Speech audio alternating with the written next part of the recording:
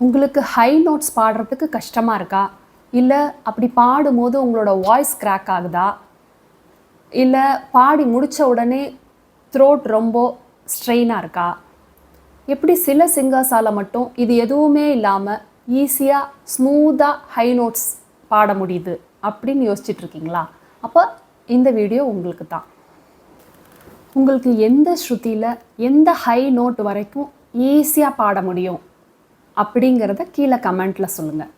என்னோடய வீடியோஸில் singing techniques, ஸ்ருதியில் எப்படி பாடுறது, ஸ்ருதி சவுண்டை எப்படி புரிஞ்சுக்கிறது, ஸ்ருதி சவுண்டோடு எப்படி நம்ம சேர்ந்து பாடுறது, வாய்ஸை நம்ம எப்படி ப்ரொடியூஸ் பண்ணுறது, எந்த மாதிரி முறையில் வாய்ஸை ப்ரொடியூஸ் பண்ணால் ஸ்ருதியில் பாட முடியும், இப்படிங்கிற சில டெக்னிக்ஸ் எல்லாம் நான் தொடர்ந்து வீடியோ அப்லோட் பண்ணிகிட்ருக்கேன். என்னோடய சேனலுக்கு இதுதான் ஃபஸ்ட் டைம் வரீங்க அப்படின்னா கீழே தெரிகிற என்னோடய சேனலை சப்ஸ்கிரைப் பண்ணிக்கோங்க. அப்படியே அந்த பெல் பட்டனையும் ப்ரெஸ் பண்ணி வச்சுக்கோங்க. அப்போ தான் நோட்டிஃபிகேஷன் உங்களுக்கு ஈஸியாக வந்து சேரும். இனிமேல் உங்களுக்கு ஹை நோட்ஸை ஹிட் பண்ணுறதுக்கு நிறைய நேரம் ப்ராக்டிஸ் தேவைப்படாது. நீங்கள் 3 நிமிஷத்தில் 3 ஸ்டெப்ஸ் ஃபாலோ பண்ணிங்கன்னா உங்களால் ஹையர் ஆக்டேவ் நல்லா பாட முடியும், புரிஞ்சு பாட முடியும், உங்கள் வாய்ஸ் எப்படி ட்ராவல் ஆகுது அப்படிங்கிறதையும் தெரிஞ்சுக்க முடியும். அப்பர் ஸ்தாயி வரிசைகளில் வர கா, மா, பா இதெல்லாம் பாடுறதுக்கு ரொம்பவே சிரமப்பட்டேன். அப்போ அந்த நோட்ஸை போய் ரீச் பண்ணும்போது வாய்ஸ் ரொம்ப ஸ்ட்ரெயின் ஆகும். ஏதோ நான் புஷ் பண்ணி போய் அங்கே அந்த நோட்டை தொடுற மாதிரி இருக்கும். பாடி முடித்தவுடனே த்ரோட் ரொம்ப வலிக்கும். அப்பர் ஸ்தாயி பாடி முடித்தவுடனே வாய்ஸ் கீழேயே இறங்காது. அடுத்த நோட்டு ஏதாவது கீழே இருந்ததுன்னா அந்த நோட்டை நமக்கு கான்ஃபிடெண்ட்டாக நம்மளால் பாட முடியாது. இந்த மாதிரி நிறைய விஷயங்கள் பாடும்போது நடக்கும். அப்போல்லாம் நான் என்ன நினச்சிப்பேன் அப்படின்னா, இந்த ஏஜுக்கு மேலே நாம் பாட்டு கற்றுக்குறோம், இதுக்கு மேலே நமக்கு ஹை பிச் போகவே போகாது, நம்மளோட லெவல் இவ்வளோ தான், இந்த அளவுக்கு தான் நம்மளால் பாட முடியும் அப்படிங்கிற மாதிரி நான் நினச்சிட்டு இருந்தேன். ஆனால் அதுக்கப்புறம் என்னோடய சிங்கிங் மெத்தட்ஸை நான் மாற்றி என்னோடய வாய்ஸை நான் புரிஞ்சுக்கிட்டு பாடும்போது என்னால் ஈஸியாக ஹை பிச் பாட முடிஞ்சுது. ஹை நோட்ஸ் இன்னும் ஹையர் ஸ்ருதியில் கூட என்னால் பாட முடிஞ்சுது. நான் பாட்டு கற்றுக்கும் போது என்னால் ஜிலேயோ ஜி ஷார்ப்லேயே அப்பர் ஸ்தாயை கூட என்னால் பாட முடியாமல் இருந்துச்சு. இப்போ என்னால் சியில் சி ஷார்ப், டி அந்த மாதிரி அதோட அப்பர் ஸ்தாயையும் என்னால் பாட முடியுது. ஃபஸ்ட்டு ஸ்டெப்பு நம்மளோட வாய்ஸ் கரெக்டான முறையில் த்ரோ பண்ணணும். அதாவது நம்ம வாய்ஸை புஷ் பண்ணியோ இல்லை புல் பண்ணியோ நம்ம வாய்ஸை த்ரோ பண்ணி பாடணும். உங்களோட ஸ்ருதி பாக்ஸ் ஓப்பன் பண்ணிவிட்டு அதை உங்களோட ஃப்ரண்ட்டில் வச்சுக்கோங்க. இப்போ ஏதாவது ஒரு ஸ்ருதியில் நம்ம அப்பர் ஸ்தாயி ட்ரை பண்ணுறோம் அப்படின்னா, அதாவது அந்த அப்பர் சாக்கு மேலே இருக்கக்கூடிய ரீ, கா, மா, பா அதெல்லாம் நம்ம பாடுறோம் அப்படின்னா அதெல்லாம் நம்ம என்ன நினச்சிப்போம், என்னவோ ரொம்ப மேலே இருக்குது, அதாவது இப்படி ரைஸ் பண்ணோம் வாய்ஸை, அப்போ தான் போய் அதை தொட முடியும் அப்படிங்கிற மாதிரி நினச்சிப்போம். அப்போ என்ன பண்ணிவிடுவோம், நம்மளோட பொசிஷனை இப்படி தூக்கி பாடுவோம், அதாவது த்ரோட்டை இப்படி புஷ் பண்ணி பாடுவோம். அப்போ என்ன ஆகும், நம்மளால் ரீச்சே பண்ண முடியாது, ரொம்ப கஷ்டமாக இருக்கும், ஸ்ட்ரெயினாக இருக்கும், பாட முடியாத மாதிரி, அந்த நோட்ஸை கரெக்டாக ரீச் பண்ண முடியாத மாதிரி இருக்கும்.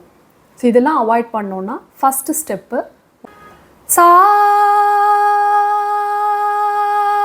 அப்படின்னு அந்த சால லாங் நோட்டு பிடிப்போம். அப்போ அந்த சாவை நல்லா நோட்டீஸ் பண்ணணும் எந்த லைனில் இருக்குது அப்படிங்கிறத.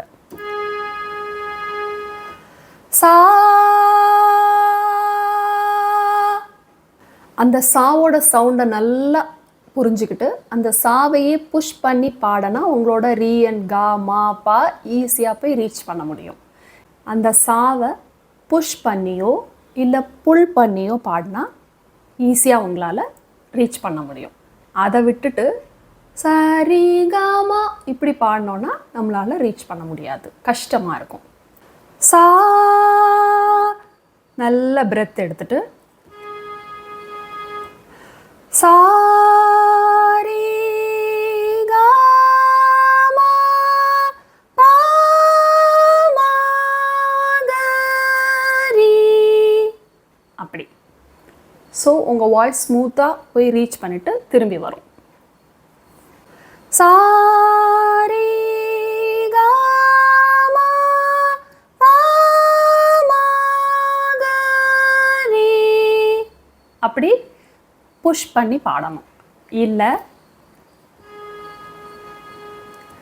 சா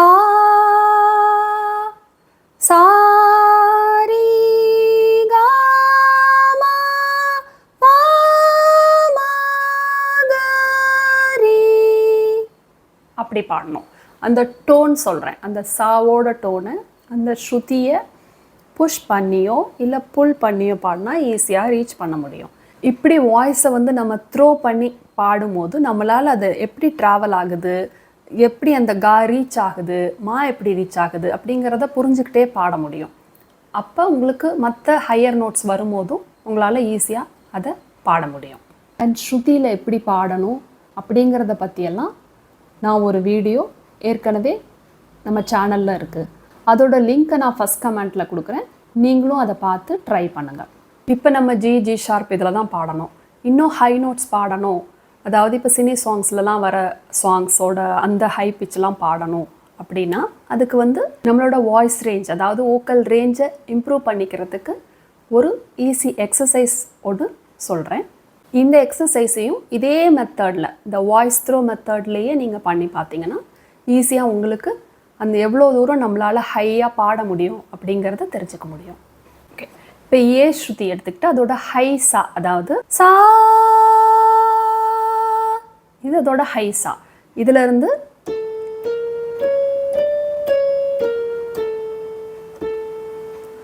சா சரி க ம க ரி சா, அப்படி. அதுக்கப்புறம் நெக்ஸ்ட் இருக்க ஸ்ருதி ஏ ஷார்ப், அதை எடுத்துக்கிட்டு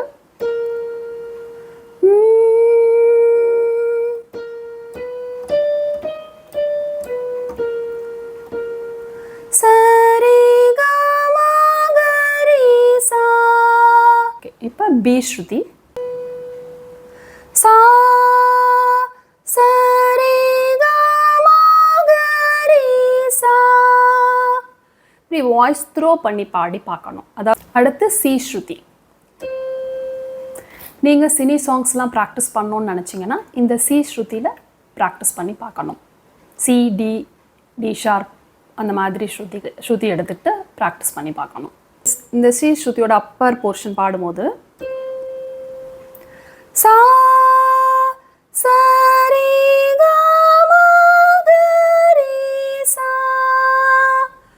அப்படி பாடணும். இப்போ சியிலேருந்து அந்த ஹையர் ஆக்டேவ்லாம் பாடும்போது நம்ம ஹெட் வாய்ஸ் யூஸ் பண்ணி தான் பாடுவோம். ஹெட் வாய்ஸ்னால் என்ன, செஸ் வாய்ஸ்னால் என்ன, அதை எப்படி மெர்ஜ் பண்ணுறது, எப்படி நம்ம ஹை நோட்ஸ் பாடும்போது அதை யூஸ் பண்ணுறது அப்படிங்கிறதெல்லாம் பற்றி நான் தொடர்ந்து வீடியோ அப்லோட் பண்ண போகிறேன். என்னோடய சேனலுக்கு நீங்கள் இதுதான் ஃபஸ்ட் டைம் வரீங்க அப்படின்னா கீழே தெரிகிற என்னோடய சேனலை சப்ஸ்கிரைப் பண்ணிக்கோங்க, அந்த பெல் பட்டனையும் ப்ரெஸ் பண்ணி வச்சுக்கோங்க. அப்போ தான் நோட்டிஃபிகேஷன் உங்களுக்கு ஈஸியாக வந்து சேரும். இப்போ செகண்ட் ஸ்டெப்பு, நம்மளோட சிங்கிங் பொசிஷன் எப்படி இருக்கணும் ஹையர் ஆக்டேவ் பாடும்போது அப்படின்னா நம்மளோட ஜா பொசிஷன் வந்து கீழே இறங்கி இருக்கணும். அதோட ஜா வந்து கீழே இறங்கி இருக்கிற மாதிரி பாடணும் ஹையர் நோட்ஸ் பாடும்போது. அப்போ ஈஸியாக அதை ரீச் பண்ண முடியும். அந்த மாதிரி ஒரு பொசிஷனில் உங்களோட ஜா பொசிஷன் வந்து அந்த மாதிரி இருக்கணும். அப்போ ஈஸியாக பாட முடியும். சாரி க ம ப ம க ரி, அப்படி வாய்ஸ் த்ரோ பண்ணியும் உங்களோட ஜா பொசிஷன் கீழே இருக்கிற மாதிரியும் பாடினீங்கன்னா ரொம்ப ஈஸியாக அந்த அப்பர் ஸ்தாய் போர்ஷன்ஸை உங்களால் பாட முடியும். இந்த மெத்தடை ட்ரை பண்ணி பாருங்கள். சி ஷார்ப் சா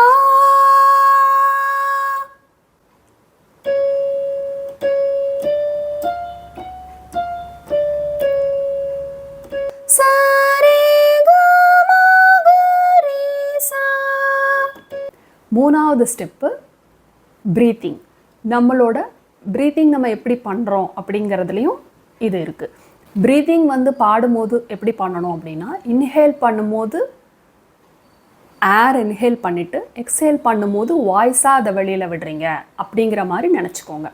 அப்போ தான் உங்களால் ஈஸியாக ஸ்மூத்தாக போய் அந்த அப்பர் ஆக்டேவை நம்மளால் ரீச் பண்ண முடியும். அதாவது எப்படி அப்படின்னா சா சா, இப்போ இன்ஹேல் பண்ணிவிட்டு வெளில விடும்போது நீங்கள் சாவா பிரெத் வந்து ப்ரொடியூஸ் பண்ணுறீங்க அப்படின்னு நினச்சிக்கோங்க. க ம ப ம க ரி, அப்படி அந்த கா எடுக்கும்போது நல்ல பிரெத் இன்ஹேல் பண்ணிவிட்டு எடுத்திங்கன்னா நீட்டாக பா போய் ரீச் ஆகிட்டு திருப்பி உங்களால் ரீ வரைக்கும் வந்து நிற்க முடியும். நெக்ஸ்ட்டு டியோட அப்பர் ஆக்டேவ்.